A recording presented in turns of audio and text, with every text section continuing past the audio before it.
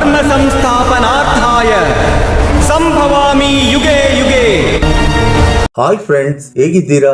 ಇವತ್ತಿನ ಅದ್ಭುತ ವಿಡಿಯೋಗೆ ನಿಮ್ಮೆಲ್ಲರಿಗೂ ಆತ್ಮೀಯ ಸ್ವಾಗತ. ಒಂದು ಗ್ರಾಮದಲ್ಲಿ ಅಂದವಾದ ಮಹಿಳೆ ಇದ್ದಳು. ಆಕೆಯ ಹೆಸರು ನಿರ್ಮಲಾ. ಆದ್ರೆ ಅವಳ ಏನು ದುರದೃಷ್ಟನೋ ಏನೋ ಗೊತ್ತಿಲ್ಲ, ಮದುವೆಯಾದ ಕೆಲವು ವರ್ಷಗಳಲ್ಲೇ ಆಕೆ ಗಂಡ ಅನಾರೋಗ್ಯದಿಂದ ಸತ್ತು ಹೋಗುತ್ತಾನೆ. ಗಂಡನನ್ನು ಕಳೆದುಕೊಂಡ ನಿರ್ಮಲಳನ್ನ ಮದುವೆ ಮಾಡಿಕೊಳ್ಳುವುದಕ್ಕೆ ಆ ಊರಿನಲ್ಲಿ ತುಂಬಾ ಮಂದಿ ಯುವಕರು ಮುಂದೆ ಬರುತ್ತಾರೆ. ಆದ್ರೆ ಅವರಲ್ಲಿ ಯಾರನ್ನು ಕೂಡ ನಿರ್ಮಲಾ ಇಷ್ಟಪಡುವುದಿಲ್ಲ. ಗಂಡನಿಲ್ಲದ ಜೀವನವನ್ನ ಒಂಟಿಯಾಗಿ ಕಳೆಯಬೇಕೆಂದು ಆಕೆ ನಿರ್ಧಾರ ಮಾಡುತ್ತಾಳೆ. ಮತ್ತೊಂದು ಮದುವೆಯನ್ನ ಮಾಡಿಕೊಂಡು ಸಂಸಾರ ಮಾಡುವುದಕ್ಕೆ ಆಕೆಗೆ ಸ್ವಲ್ಪನೂ ಕೂಡ ಇಷ್ಟವಿಲ್ಲ.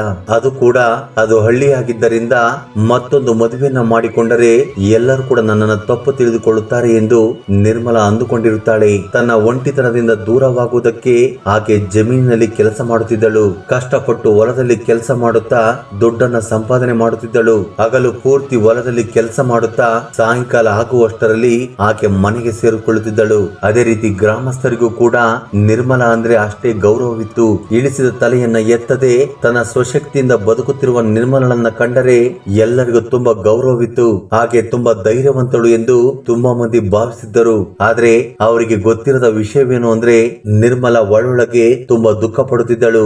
ಒಂಟಿತನದಿಂದ ಆಕೆಗೆ ಹುಚ್ಚು ಹಿಡಿದಂತೆ ಆಗುತ್ತಿತ್ತು. ಈ ವಿಷಯವನ್ನ ಆಕೆ ಯಾರ ಬಳಿಯೂ ಕೂಡ ಹೇಳಲಿಲ್ಲ. ರಾತ್ರಿ ಆದ್ರೆ ಸಾಕು ಒಂದು ರೀತಿಯ ಭಯ, ಗಾಬರಿ ಶುರುವಾಗುತ್ತಿತ್ತು. ರಾತ್ರಿಯ ಸಮಯದಲ್ಲಿ ಗ್ರಾಮಸ್ಥರೆಲ್ಲರೂ ನಿದ್ರೆ ಮಾಡುತ್ತಿದ್ದರೆ ನಿರ್ಮಲಗೆ ಮಾತ್ರ ನಿದ್ರೆ ಬರದೆ ತುಂಬಾ ಕಷ್ಟ ಅನುಭವಿಸುತ್ತಿದ್ದಳು. ಮುಖ್ಯವಾಗಿ ರಾತ್ರಿಯ ಸಮಯದಲ್ಲಿ ನನ್ನ ಜೊತೆ ಯಾರಾದರೂ ಇದ್ದರೆ ತುಂಬಾ ಚೆನ್ನಾಗಿರುತ್ತಿತ್ತು ಎಂದು ಪ್ರತಿ ರಾತ್ರಿ ಕೂಡ ಅಂದುಕೊಳ್ಳುತ್ತಿದ್ದಳು. ಆಕೆಯನ್ನು ನೋಡಿದ ಯಾರಿಗಾದರೂ ಸರಿ ಆಕೆಯ ಕಣ್ಣಿನಲ್ಲಿ ಅಡಗಿಕೊಂಡಿರುವ ಒಂಟಿತನ, ದುಃಖ ಯಾರಿಗೂ ಸಹ ಅರ್ಥವಾಗುತ್ತಿರಲಿಲ್ಲ. ಆಕೆಯ ಜೀವನ ನಿರಾಶೆಯಿಂದ ತುಂಬಿರುವುದರಿಂದ ನಿರ್ಮಲಗೆ ಏನು ಮಾಡಬೇಕೆಂದು ಅರ್ಥವಾಗುತ್ತಿಲ್ಲ. ನನ್ನ ಜೀವನ ಪೂರ್ತಿ ಈ ರೀತಿಯಾಗಿ ಒಂಟಿಯಾಗಿ ಬದುಕಲೇಬೇಕೆಂದು ಆಕೆ ನಿರ್ಧಾರ ಮಾಡಿದ್ದಳು. ಆದ್ರೆ ಆ ಒಂಟಿತನ ಆಕೆಗೆ ಶಾಪವಾಗಿ ಬದಲಾಗಿ ಹಿಂಸೆ ನೀಡುವುದಕ್ಕೆ ಶುರು ಮಾಡುತ್ತದೆ. ಇಂತಹ ಸಮಯದಲ್ಲಿಯೇ ನಿರ್ಮಲಳ ಜೀವನದಲ್ಲಿ ಒಂದು ಅದ್ಭುತ ನಡೆಯುತ್ತದೆ. ಅದು ಏನು ಅಂತ ತಿಳಿದುಕೊಂಡರೆ ಆಗ ನಮಗೂ ಕೂಡ ಜೀವನದ ಮೇಲಿನ ಆಲೋಚನೆಗಳು ಬದಲಾಗುತ್ತವೆ. ನಮ್ಮ ಜೀವನದಲ್ಲಿ ಪಾಸಿಟಿವ್ ಆಗಿ ಹೇಗೆ ಬದುಕಬೇಕೆಂದು ನಮಗೆ ಅರ್ಥವಾಗುತ್ತವೆ. ಅದೇನು ಎಂದು ತಿಳಿದುಕೊಳ್ಳಬೇಕೆಂದರೆ ಈ ವಿಡಿಯೋವನ್ನ ಎಂಡ್ವರೆಗೂ ನೋಡಿ. ಹಾಗೆ ಕಮೆಂಟ್ ಬಾಕ್ಸ್ ಅಲ್ಲಿ ಓಂ ನಮೋ ನಾರಾಯಣ ಎಂದು ಕಮೆಂಟ್ ಮಾಡುವ ಮೂಲಕ ಶ್ರೀ ಮಹಾವಿಷ್ಣುವಿಗೆ ನಿಮ್ಮ ಕೃತಜ್ಞತೆಯನ್ನು ಅರ್ಪಿಸಿ. ಒಂಟಿತನದಿಂದ ದುಃಖ ಪಡುತ್ತಿರುವ ನಿರ್ಮಲಳ ಬಗ್ಗೆ ಆ ಗ್ರಾಮದಲ್ಲಿ ಯಾರಿಗೂ ಸಹ ಗೊತ್ತಿಲ್ಲ.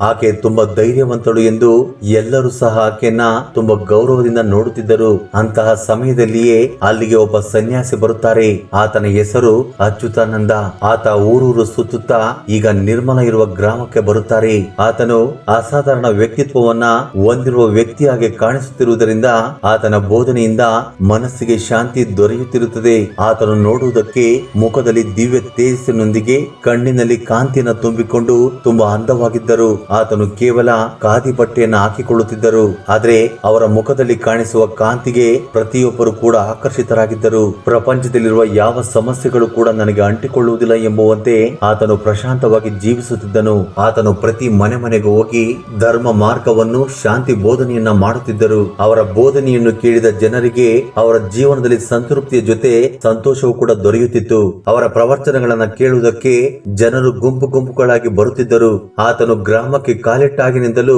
ಗ್ರಾಮದ ವಾತಾವರಣ ಸಂಪೂರ್ಣವಾಗಿ ಬದಲಾಗಿ ಹೋಗುತ್ತದೆ. ಆಗ ನಿರ್ಮಲ ಕೂಡ ಆ ಸನ್ಯಾಸಿಯ ಬಗ್ಗೆ ತಿಳಿದುಕೊಳ್ಳುತ್ತಾಳೆ. ಆತನ ಬಗ್ಗೆ ಇದಕ್ಕೂ ಮೊದಲು ಎಲ್ಲಿಯೂ ಯಾವಾಗಲೂ ಕೇಳಿರುವುದಿಲ್ಲ. ಆದ್ರೆ ಈಗ ತನ್ನ ಗ್ರಾಮಕ್ಕೆ ಬಂದಿರುವಾಗ ಆತನನ್ನ ಭೇಟಿಯಾಗಬೇಕೆಂದು ಅಂದುಕೊಳ್ಳುತ್ತಾಳೆ. ಆ ಸನ್ಯಾಸಿಯ ಮಾತುಗಳನ್ನು ಕೇಳುತ್ತಾ ಇದ್ದರೆ ಅವಳಿಗೆ ಯಾವುದೋ ತಿಳಿಯದ ಪ್ರಶಾಂತತೆ ಸಿಗುತ್ತಿತ್ತು. ಆ ಸನ್ಯಾಸಿ ಆಕೆಯ ಜೀವನಕ್ಕೆ ಬಂದ ನಂತರ ಆಕೆಯ ಜೀವನದಲ್ಲಿ ಹೊಸ ಮಾರ್ಗಗಳು ಜಾಗ ಮಾಡಿಕೊಂಡವು. ಇಲ್ಲಿಯವರೆಗೂ ಒಂಟಿತನದಿಂದ ದುಃಖ ಪಡುತ್ತಿದ್ದ ನಿರ್ಮಲಾ ಈಗ ಕಿರುನಗೆಯನ್ನ ಬೀರುತ್ತಾ ತುಂಬಾ ಸಂತೃಪ್ತಿಯಾಗಿ ಜೀವನವನ್ನ ಕಳೆಯುತ್ತಿದ್ದಾಳೆ. ಇದೆಲ್ಲದಕ್ಕೂ ಕಾರಣ ಆ ಸನ್ಯಾಸಿ ಎಂದು ಆಕೆ ಕೂಡ ಚೆನ್ನಾಗಿ ಗೊತ್ತು.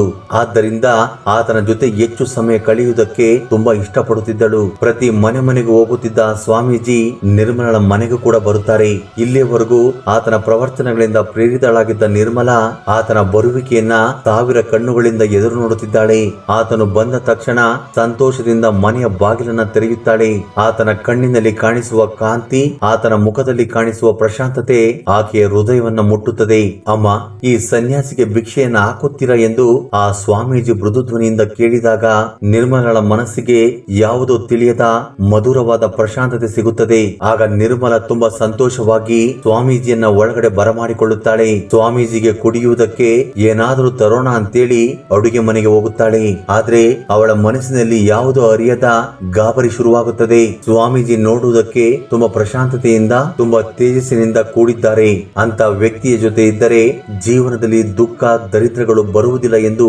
ಅಂದುಕೊಳ್ಳುತ್ತಾಳೆ.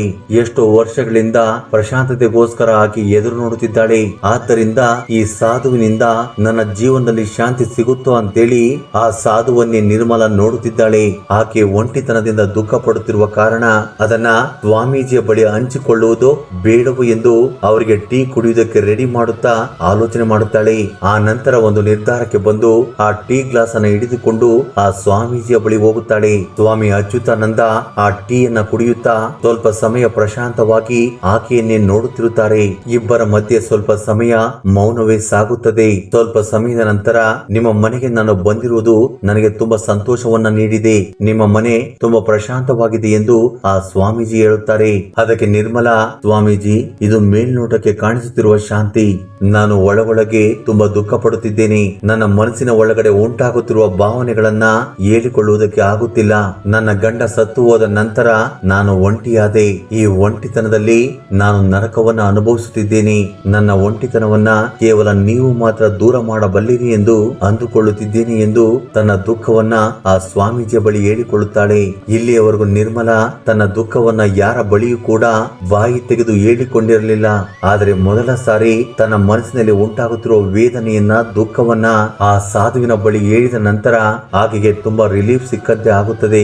ಆದ್ರೂ ಕೂಡ ಒಳೊಳಗೆ ತುಂಬಾ ಟೆನ್ಷನ್ ನಲ್ಲಿ ಇದ್ದಾಳೆ. ಏಕೆಂದರೆ ರಾತ್ರಿ ಸಮಯದಲ್ಲಿ ನಾನು ಒಂಟಿಯಾಗಿ ಕಳೆಯುವುದಕ್ಕೆ ಸಾಧ್ಯವಾಗುತ್ತಿಲ್ಲ ಎಂದು ಆಕೆ ಸ್ವಾಮೀಜಿಯ ಬಳಿ ಹೇಳುತ್ತಾಳೆ. ಆತನ ನಿರ್ಧಾರವನ್ನ ಯಾವ ರೀತಿ ತೆಗೆದುಕೊಳ್ಳುತ್ತಾನೆ ಎಂದು ಅರ್ಥವಾಗದೆ ಆತನ ಕಡೆ ನೋಡುತ್ತಲೇ ಇದ್ದು ಬಿಡುತ್ತಾಳೆ. ಆದ್ರೆ ಆ ಸ್ವಾಮೀಜಿ ಮಾತ್ರ ನಿರ್ಮಲಳ ಆಳವಾದ ಕಣ್ಣುಗಳನ್ನ ನೋಡುತ್ತಲೇ ಇದ್ದು ಬಿಡುತ್ತಾರೆ. ಆಕೆಯ ಮನಸ್ಸಿನ ಮಾತುಗಳನ್ನ ಅವರು ಅರ್ಥ ಮಾಡಿಕೊಳ್ಳುತ್ತಾರೆ. ಆಗ ಆತನು ಆಕೆಯನ್ನ ತುಂಬಾ ಪ್ರೀತಿಯಿಂದ ನೋಡುತ್ತಾ, ನೋಡಮ್ಮ, ನಿನ್ನದು ಶಾರೀರಿಕವಾದ ಕಾಮವಾಂಚೆ ಮಾತ್ರವಲ್ಲ, ನೀನು ಮಾನಸಿಕವಾಗಿ ಕೂಡ ಒಂಟಿತನದಿಂದ ದುಃಖ ಪಡುತ್ತಾ ಸಂಗಾತಿಯನ್ನ ಬಯಸುತ್ತಿದ್ದೀಯಾ. ನಾವೆಲ್ಲರೂ ಕೂಡ ಈ ಪ್ರಪಂಚಕ್ಕೆ ಬಂದಾಗ ಎಷ್ಟೋ ಬಯಕೆಗಳೊಂದಿಗೆ ಈ ಪ್ರಪಂಚಕ್ಕೆ ಕಾಲಿಡುತ್ತೇವೆ. ಆದ್ರೆ ಈ ಕೋರಿಕೆಗಳು ನಮ್ಮ ಆತ್ಮಕ್ಕೆ ಶಾಂತಿಯನ್ನ ನೀಡುವುದಿಲ್ಲ. ಕೋರಿಕೆಗಳನ್ನ ಜಯಿಸಿದವರು ಮಾತ್ರವೇ ಜೀವನದಲ್ಲಿ ಪ್ರಶಾಂತವಾಗಿ ಜೀವಿಸಲು ಸಾಧ್ಯ ಎಂದು ಆ ಸ್ವಾಮೀಜಿ ಹೇಳುತ್ತಿರುವ ಮಾತುಗಳನ್ನ ನಿರ್ಮಲ ಪ್ರಶಾಂತವಾಗಿ ಕೇಳಿಸಿಕೊಳ್ಳುತ್ತಿದ್ದಾಳೆ. ಆದ್ರೆ ಅವಳ ಮನಸ್ಸಿನಲ್ಲಿರುವ ದುಃಖವು ಮಾತ್ರ ಕಡಿಮೆಯಾಗುತ್ತಿಲ್ಲ. ಆಗ ಆಕೆಯ ಮನಸ್ಸನ್ನು ಅರ್ಥ ಮಾಡಿಕೊಂಡ ಸ್ವಾಮೀಜಿ, ಯಾವಾಗ ನಿನ್ನ ಆತ್ಮದ ಜೊತೆ ಲೀನವಾಗುತ್ತೀಯೋ, ಅಂದ್ರೆ ನಿನ್ನ ಆತ್ಮವನ್ನು ತಿಳಿದುಕೊಳ್ಳುವುದಕ್ಕೆ ಪ್ರಯತ್ನ ಮಾಡುತ್ತೀಯೋ, ಆಗ ಮಾತ್ರ ನಿನಗೆ ಮನಃಶಾಂತಿ ದೊರೆಯುತ್ತದೆ. ನೀನು ಪ್ರಶಾಂತತೆಯನ್ನ ಹೊರಗಡೆ ಹುಡುಕಾಡುತ್ತಿದ್ದೀಯಾ, ಆದ್ರೆ ಈಗಲೂ ಸಹ ನಿನ್ನ ಮನಸ್ಸಿನಲ್ಲಿ ಯಾವುದೋ ತಿಳಿಯದ ದುಃಖವನ್ನ ಅನುಭವಿಸುತ್ತಿದ್ದೀಯಾ. ನೀನು ನಿನ್ನ ಆತ್ಮವನ್ನು ತಿಳಿದುಕೊಳ್ಳುವುದಕ್ಕೆ ಪ್ರಯತ್ನ ಮಾಡು, ಆಗ ಮಾತ್ರ ಈ ದುಃಖದಿಂದ ನೀನು ಹೊರಗಡೆ ಬರಲು ಸಾಧ್ಯ ಎಂದು ಆ ಸ್ವಾಮೀಜಿ ಹೇಳಿದ ಮಾತುಗಳನ್ನು ಕೇಳಿದ ನಂತರ ನಿರ್ಮಲಳಿಗೆ ಯಾವುದೋ ತಿಳಿಯದ ಆತ್ಮವಿಶ್ವಾಸ ದೊರೆಯುತ್ತದೆ. ಸ್ವಾಮೀಜಿ ಆಕೆಯ ಮನಸ್ಸನ್ನು ಬದಲಾಯಿಸುವುದಕ್ಕೆ ಮತ್ತಷ್ಟು ಪ್ರಯತ್ನ ಮಾಡುತ್ತಾ, ನೀನು ಯಾವಾಗ ಧ್ಯಾನ ಪ್ರಾರ್ಥನೆಯನ್ನ ಮಾಡುತ್ತಿರುತ್ತೀಯೋ ಆಗ ಮಾತ್ರ ನಿನ್ನ ಆತ್ಮಕ್ಕೆ ಶಾಂತಿ ಸಿಗುತ್ತಾ ಪರಿಶುದ್ಧವಾಗುತ್ತದೆ. ನಿನ್ನ ಮನಃಶಾಂತಿಗೋಸ್ಕರ ನಿನ್ನ ಕೋರಿಕೆಗಳನ್ನ ತ್ಯಾಗ ಮಾಡಬೇಕು. ಮನಸ್ಸಿನಲ್ಲಿ ಯಾವುದೇ ರೀತಿಯ ಕೋರಿಕೆಗಳನ್ನ ಇಟ್ಟುಕೊಳ್ಳದೆ ಕೇವಲ ಧ್ಯಾನದಲ್ಲಿ ಮಾತ್ರವೇ ದೃಷ್ಟಿ ಇಡಬೇಕು. ಯಾವಾಗ ನಿನ್ನ ಆತ್ಮಶಕ್ತಿಯನ್ನ ತಿಳಿದುಕೊಳ್ಳುತ್ತೀಯೋ, ಲೋಕದಲ್ಲಿರುವ ಯಾವ ವಸ್ತುವು ಕೂಡ ನಿನಗೆ ಸಂತೋಷವನ್ನ ನೀಡುವುದಿಲ್ಲ. ಯಾವ ಮನುಷ್ಯನು ಕೂಡ ನಿನ್ನ ಒಂಟಿತನವನ್ನ ದೂರ ಮಾಡುವುದಿಲ್ಲ. ನಿನ್ನನ್ನು ನೀನು ತಿಳಿದುಕೊಂಡ ನಂತರ ನಾನು ಮಾತ್ರ ನನಗೆ ಸಾಕು ಎಂಬ ಸತ್ಯವನ್ನ ಅರ್ಥ ಮಾಡಿಕೊಳ್ಳುತ್ತೀಯಾ. ಈ ಮಾತುಗಳನ್ನು ಕೇಳುತ್ತಿರುವ ನಿರ್ಮಲಳಿಗೆ ಆತ್ಮಕ್ಕೆ ಶಾಂತಿ ಬೇಕು ಅಂದ್ರೆ ನನ್ನ ಆತ್ಮವನ್ನ ತಿಳಿದುಕೊಳ್ಳಬೇಕೆಂದು, ಕೋರಿಕೆಗಳನ್ನ ತ್ಯಾಗ ಮಾಡಬೇಕೆಂದು ಅರ್ಥವಾಗುತ್ತದೆ. ಆದ್ದರಿಂದ ಆ ಸ್ವಾಮೀಜಿ ತೋರಿಸಿರುವ ಮಾರ್ಗದಲ್ಲಿ ಹೋಗಬೇಕೆಂದು ನಿರ್ಧಾರ ಮಾಡುತ್ತಾಳೆ. ಆಕೆಯ ಜೀವನವನ್ನು ಬದಲಾಯಿಸಿದ ಸ್ವಾಮೀಜಿ ಆಕೆಗೆ ಮತ್ತಷ್ಟು ಬೋಧನೆಯನ್ನ ಮಾಡುವುದಕ್ಕೆ ಶುರು ಮಾಡುತ್ತಾರೆ.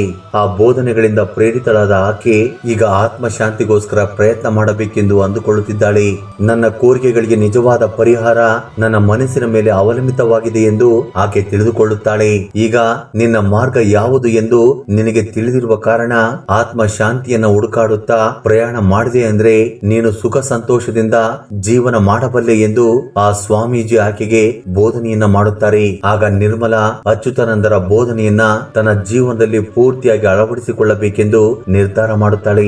ಅದಕ್ಕೋಸ್ಕರ ತನ್ನ ದಿನನಿತ್ಯದ ದಿನಚರಿಯನ್ನು ಕೂಡ ಬದಲಾಯಿಸಿಕೊಳ್ಳುತ್ತಾಳೆ. ಪ್ರತಿದಿನ ಬೆಳಿಗ್ಗೆ ಎದ್ದು 10 ನಿಮಿಷಗಳ ಕಾಲ ಧ್ಯಾನದಲ್ಲಿ ಕಳೆಯುತ್ತಾಳೆ. ತನ್ನ ಶ್ವಾಸದ ಮೇಲೆ ಜ್ಞಾನವನ್ನ ಇಡುತ್ತಾ ಪ್ರಶಾಂತತೆಗೋಸ್ಕರ ಪ್ರಯತ್ನ ಮಾಡುತ್ತಾಳೆ.